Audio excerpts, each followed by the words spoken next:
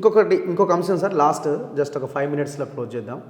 1 year అయింది రేవంత్ రెడ్డి ప్రభుత్వం అధికారంలోకి వచ్చి. పోయిన 10 ఏళ్ళు, ఇప్పుడు ఒక 1 year. ఎట్లా చూస్తున్నారు? ఇంకా మీరు అంటే నేను లాస్ట్ 1, 2, 3 months సపోర్ట్ చేసినప్పుడు ఇప్పుడే ఎట్లా చెప్తాం ఇంకా సమయం ఉన్నది అన్నారు. ఇప్పటికైనా ఏమైనా క్లారిటీ వచ్చిందా? ఇంకా ఒక 1 year ఆగుదామా?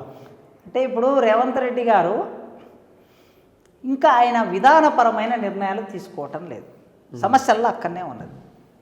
విధానపరమైన నిర్ణయాలు తీసుకొని అమలు చేస్తూ ఉంటే వాటి నుంచి వచ్చే ఫలితాలు, తీసుకునే నిర్ణయం వెనుక ముందు ఉండే రిఫ్లెక్షన్స్ మనకు అర్థమవుతాయి. దాని మీద ఒక కామెంట్ చేయొచ్చు. వారు ఏమన్నారు?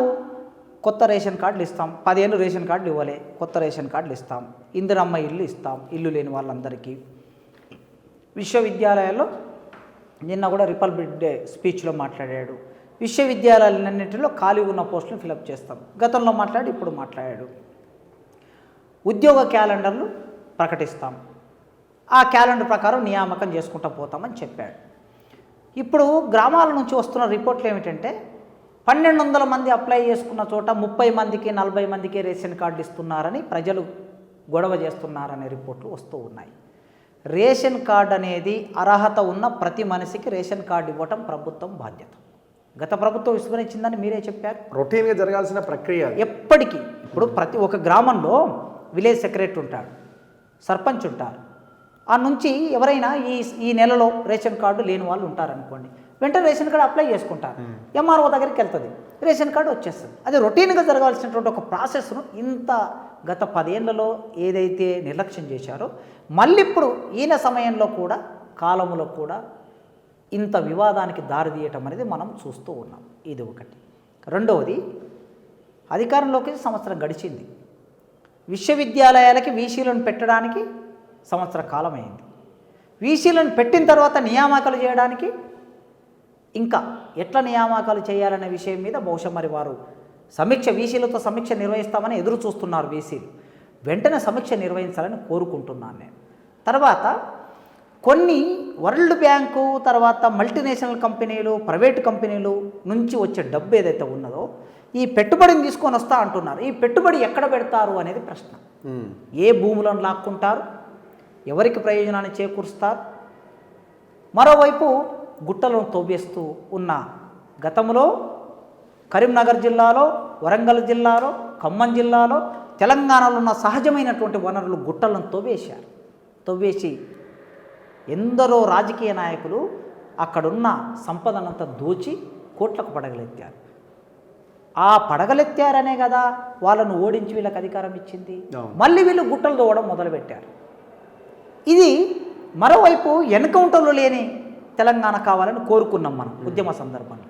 కానీ ఎన్కౌంటర్లు అనేటటువంటివి ఈ సంవత్సర కాలంలో తెలంగాణ నేల మీదనే 15 మంది చనిపోయారు, 15-20 మంది చనిపోయారు ఒక సంవత్సర కాలంలో.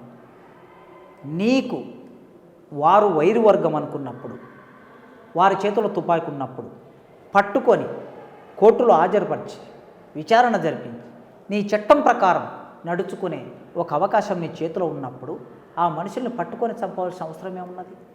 కాలుకు కాల్చొచ్చు, చేయికి కాల్చొచ్చు, పడిపోయిన మనిషిని తీసుకురావచ్చు. నక్సలైట్లు 6 మంది, 7 మంది, 10 మంది చనిపోతారు. పోలీసులకు ఒక్కరికి కూడా గాయం కాదు. రొటీన్గా ఎన్కౌంటర్ అనగానే పోలీసులు చంపేటటువంటి అనే ఒక డిక్షనరీ మీనింగ్ రూఢి అయిపోయింది. అట్లాంటి రూఢి అయిపోయే సందర్భాన్ని తెలంగాణలో కూడా అమలు కావటం అనేది ఈ ప్రభుత్వానికి మంచిది కాదు. ఎడ్యుకేషన్, హెల్త్ మీద కూడా పాలసీ ఏం లేనట్టుంది. ఇప్పటి వరకు స్పష్టమైన పాలసీ ఏమి ఇంకా రాలేదు. బడ్జెట్ 16%, 20% బడ్జెట్ కేటాయించమని అడుగుతున్నాం మనం. మొన్న కేటాయించిన బడ్జెట్ 15% కేటాయించమని అడిగారు. అది చాలా తక్కువ బడ్జెట్ కేటాయించారు. ఆ బడ్జెట్తో కొత్తగా విద్యా రంగంలో తీసుకొచ్చే ప్రగతి అనేది ఏమి ఉండదు. కనుక ఈసారి రేపు మార్చిలో బడ్జెట్ ప్రవేశపెట్టబోతున్నారు. ఈ బడ్జెట్లోనైనా గత 10 సంవత్సరాలుగా మీ ఛానల్ ద్వారానే మాట్లాడుతున్నా, ఉస్మానియా విశ్వవిద్యాలయానికి ఒక్కసారి ఒక 1000 కోట్ల డబ్బు ఇవ్వండి, 1000 కోట్లు ఇవ్వండి, అద్భుతాలు సృష్టిస్తాం. రేవంత్ రెడ్డి గారు దయచేసి 1000 కోట్ల బడ్జెట్ ఇవ్వండి. ఈసారి అయినా వెంటనే నియామకాలు చేయండి. ఉస్మానియా యూనివర్సిటీ అంటేనే తెలంగాణకు icon. This is replica over Telangana. కనుక వారు ఈ బడ్జెట్లో విశ్వవిద్యాలయాలను పట్టించుకోవాలి, డిగ్రీ కాలేజీలను పట్టించుకోవాలి, స్కూళ్ళను పట్టించుకోవాలి. జ్ఞానమున్న ఆయననే మొన్న ఇక్కడ మాట్లాడితే విన్నాను నేను. ఏం మాట్లాడుతున్నారు?